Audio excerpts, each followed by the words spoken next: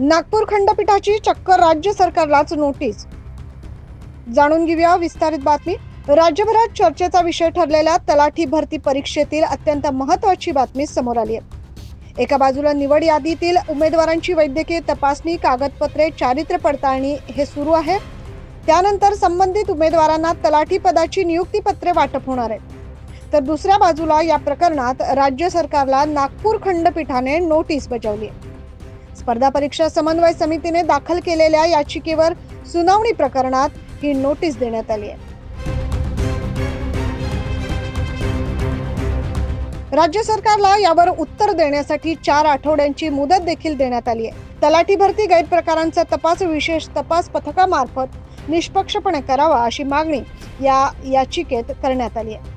त्यामुळे निवड यादी जाहीर झाल्यानंतर तलाठी भरती अडचणीत तर येणार नाही ना, असा प्रश्न उपस्थित झालाय। Bureau report 9 news Maharashtra.